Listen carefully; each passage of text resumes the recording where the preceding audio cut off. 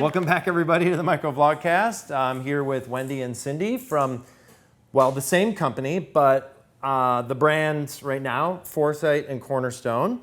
We're talking about Cornerstone and Foresight and how we merged in the last number of months. We're talking about how environmental health and safety and sustainability have this interconnectedness.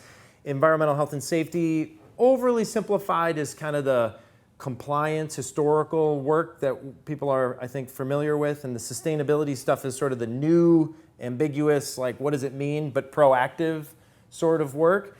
And you guys, we talked about how the underlying data and services had some connectivity in the last episode. I'd love to hear your guys' take on like how you perceive the people at the companies that we work with and how they're trying to handle, you know, the transition from the old stuff to the new stuff. So what do you think those folks need that are hiring us? Like, what are you hearing that they really need right now as they sort of navigate the change from compliance to voluntary and sustainability stuff? Want me to take that one first? I'll go. Sure. So one of the things that I think I hear the most is two different, I guess, service area focuses. One is on the products themselves, and that is around life cycle assessments. So understanding the environmental impact that the product has in the generation of that product from raw material extraction until either the end manufacturing gate or sometimes the end of use after it's, you know, a customer is put it in their product and some person has used it throughout the product's life and then goes into disposal space. So calculating that impact is helpful to be able to either understand how to minimize toxic materials in the product and pull those out, use different types of materials, or to be able to minimize that impact, minimize the waste generation, minimize the water use, the energy use. So that's a big space that we're seeing, and that's being driven by customers.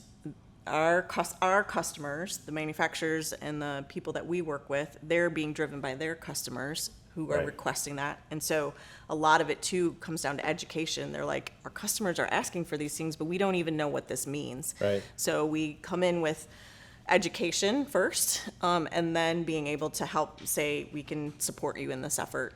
And I would say the other thing is greenhouse gas emissions is another big topic in the marketplace that we're seeing. Yeah, and this is interesting because these, you know, life cycle assessments of products and greenhouse gas emissions are not historically things that environmental health and safety people were directly tasked with trying to figure out. And so from your perspective, Cindy, you know, you're getting asked, I don't know about life cycle assessments, but greenhouse gas emission calculations, I know you've been asked that a lot from your clients. What do you think your folks are sort of struggling with or trying to figure out? I mean, there's no question that I think a lot of whether I'm even working with somebody at the corporate level that's like a global or a, you know, regional EHS person, I mean, anything from, you know, just sustainability generally, right? But they start talking about how do I reduce my water or how do I reduce my waste? And what's interesting is they'll come to me and say, you know, my boss, because it's under environmental, thinks that I should be able to do this, right? Right. And I need to be able to figure out kind of with you, what do you think that Cornerstone can do now and Foresight can do versus what I can do. The fun thing that I've really seen over the past, 5 years or so, is that people immediately don't think they know how to do that.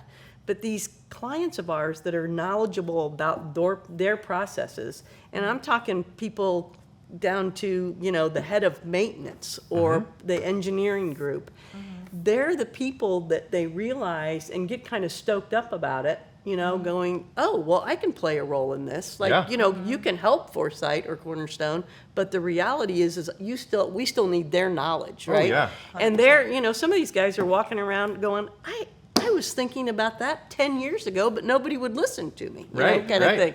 So it's been fun. Yeah. But again, we're not the experts on the sustainability side, which is just this great marriage of two companies. Yeah. But people think that they can't, they get a little scared of it and think they can't play any role in it. And I'm a big one on let's divide and conquer. Yeah. Let's figure out where you can play a role. Partner with the Right, companies. Right. And I think that's so spot on, Cindy. I mean, that's one of the things that I think is part of this beautiful merger is that there is so much within companies, organizations that they're doing right now. They just don't realize it attributes to sustainability. Yeah, connecting those dots. Helping them connect those dots, and through another service that we offer, which is sustainability road mapping. You know, that is a space where you begin to start that journey. So when those customers are asking, I don't know where to start, or we're not sure, you know, how to make it work, road mapping is a great place to start as well. Awesome. Well, thank you both. That's perfect. I love it. And a ton of ways that we're already working together and solving our clients' problems through this connectivity between EHS and sustainability. Great. We'll see you guys next time on the Micro Vlogcast. We're going to talk about a very specific example of how this is coming to light for a real client. Can you open that door? Yeah. Can we- I mean, this is hot. It's sticky here. I'm not nervous. I'm on fire.